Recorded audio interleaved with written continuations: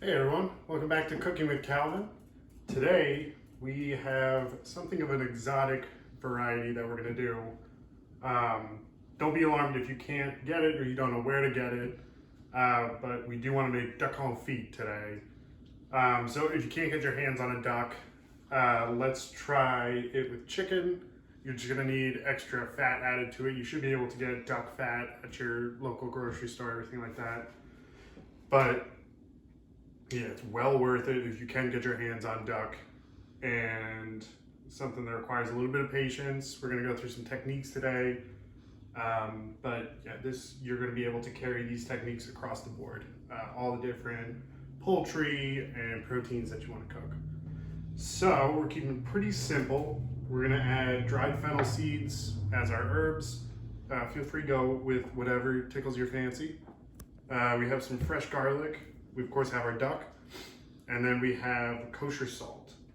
So we want to do first cooking implements we're going to use today, since we are cooking at a low heat for an extended period of time.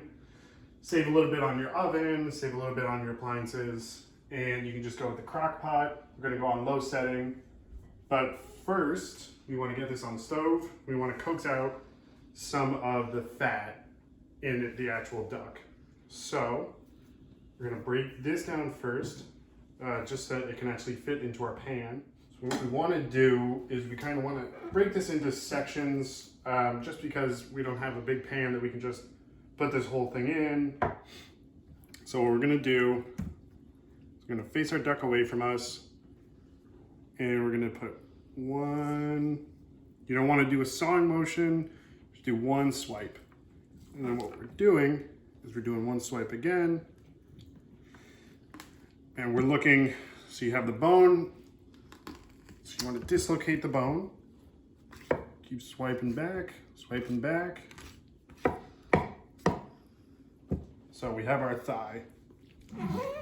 Now, of course, you're going to have to repeat that. So one more time. You go swipe, swipe. And these swipes are just giving you access so that you can get to where you want to be. So you can see these bone joints. You can break it apart. There you go. And then you follow that right down. There you go. Another thigh.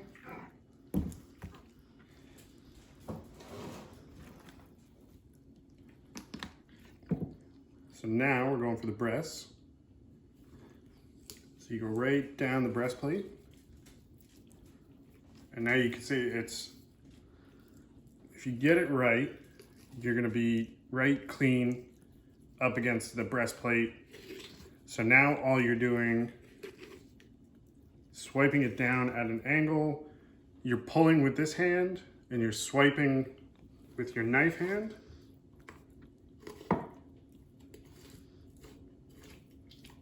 Getting all that right off. It's one breast. While we're at this side, we might as well just pop out this.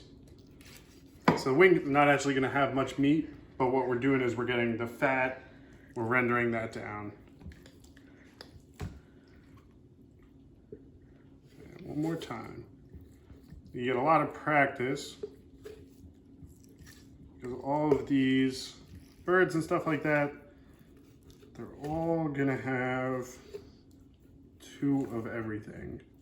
So you mess up on your first breast, you know, just try to stick to the technique for the second one. I think the most important part is just to not cut yourself. Same thing over here. Pop that out. Some of them don't want to go that easily. It's all about finding an angle. There you go.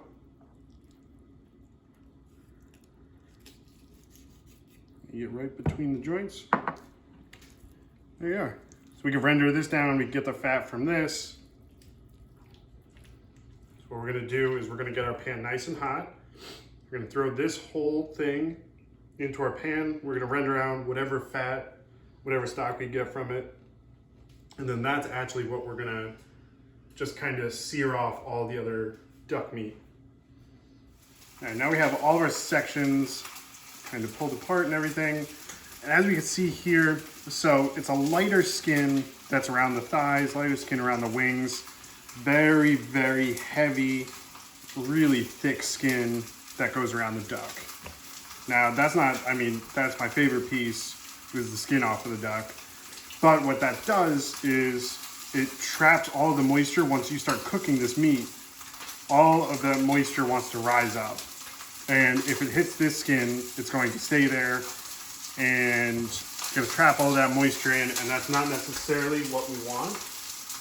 We want all of that, because the other thing is that it'll cook unevenly or it'll get overcooked too fast.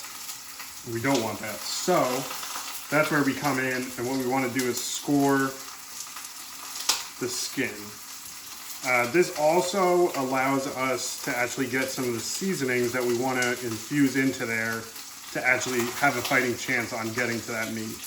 So when you say scoring, you want to get it so that you pierce the entire skin, you don't cut the meat. So you just get, really just through the skin, because all you're doing is creating a gap where now that moisture can release and we can render down that fat that we want to render down.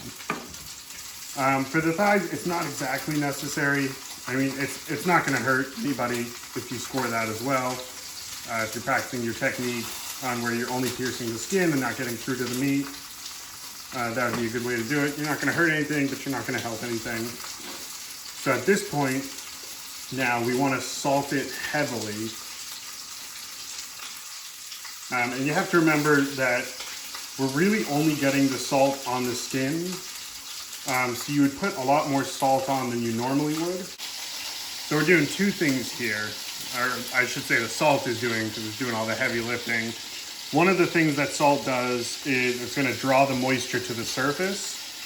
The other thing it's going to do is dry it out a little bit so that if you had a good steak, a good burger, if they've salted it correctly, you should get a layer that's nice and crispy on the very outside where they sear it. So that's where salt comes into play here. So, I'm gonna leave all that on the cutting board. We got our fat rendering out from our carcass. And then now, what we wanna do is we just wanna separate these bulbs. We are throwing garlic bulbs in whole. So, all that we're doing is we're just peeling these up. And you just want them nice and clean, no skin on them. Since it is cooking for so long, you don't want to throw in, you wouldn't want to cut these up because the garlic would basically disintegrate with it cooking for, we're talking about 3 to 4 hours here. So yeah, what we're going to do is clean these up. Going to keep an eye on our duck fat rendering out, turning it as we need to, dropping it down to low. And we're already getting a good amount of fat coming out of here, so that's a good thing.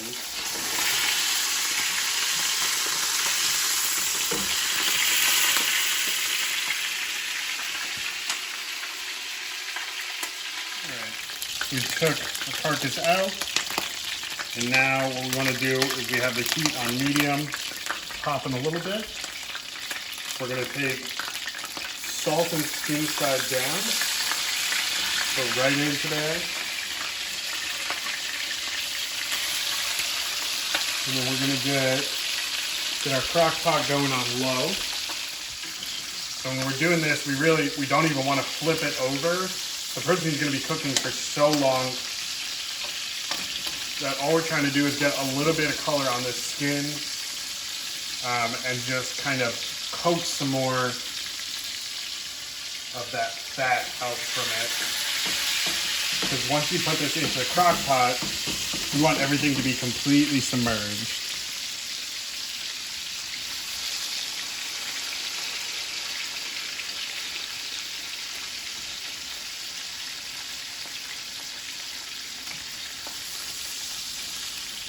Almost there. Increase the temperature a little bit.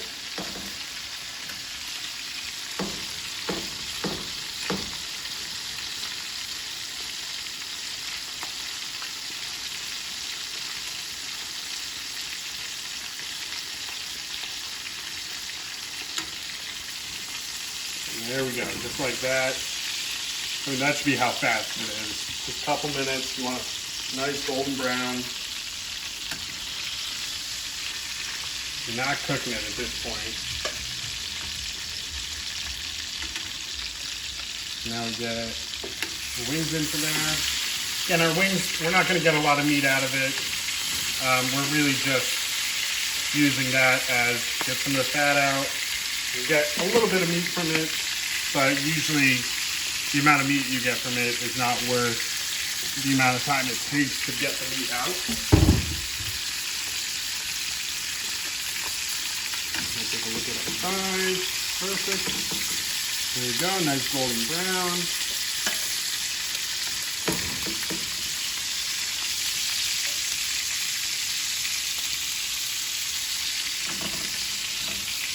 So these ones we can flip over because there's no real exposed meat there. These ones are slippery. So now with those ones still in there, get our garlic bulbs into there. We're going to get our fennel seeds introduced. The fennel seeds will toast up in the pan and you'll get a much deeper flavor from it. Right now we're basically infusing all this fat and everything.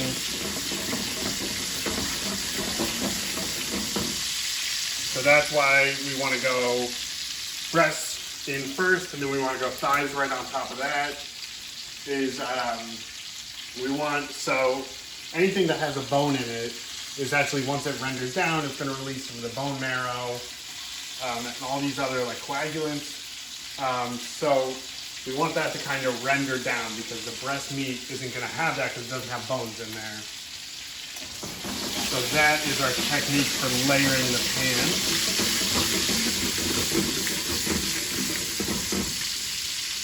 All right. Turn that off. Straight into here.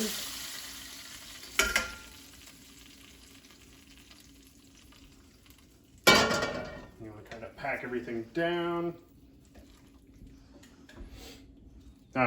You don't have to worry if it's not, completely submerged, because obviously there is still some fat in here that's going to render down as it cooks. So yeah, for that, I feel all right.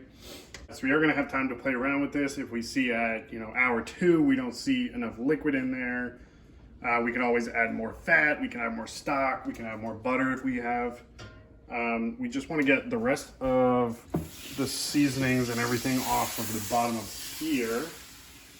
So with that, you kind of deglaze it with some water, hit it with the high heat. You want to do this fast because you don't want that water to evaporate. Otherwise, you got to start over because you just want that water to scrape off all the seasoning and everything that you had left over in that pan. So what we're going to do is recover this. You check it hour 1, hour 2, hour 3.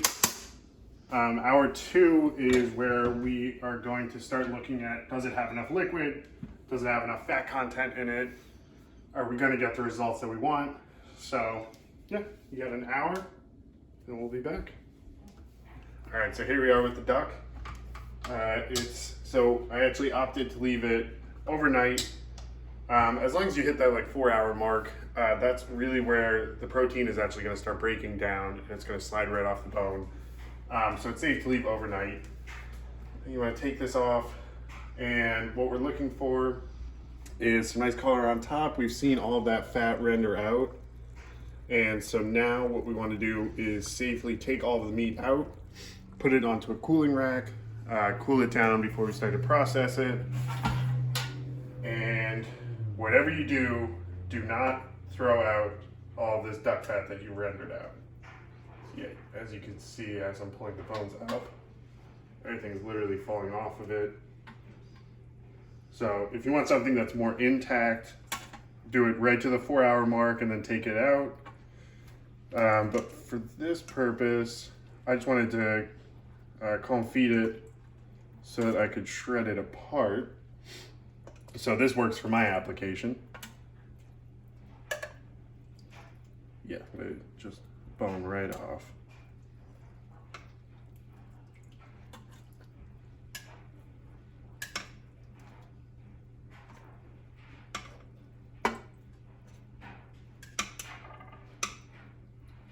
Now you could save the duck fat. You could do, I mean, a million different applications with it. You can make a dressing with it using the duck fat instead of vegetable oil. You could use it in place of vegetable oil if you're trying to brown some meats. Really, really good to do like potatoes with some duck fat and fresh herbs. But this is basically liquid gold. So we want to cool down both of these things. We can start processing this for whatever application that we want to do. Once that's cooled down enough to touch, cool this down. We're going to throw this into a quart container. And this, if you're going to use it right away, put it in your fridge. If not, just keep it in your freezer. And it's the perfect little thing to have for special occasions. And so that will be duck confit. And I will see you guys next time.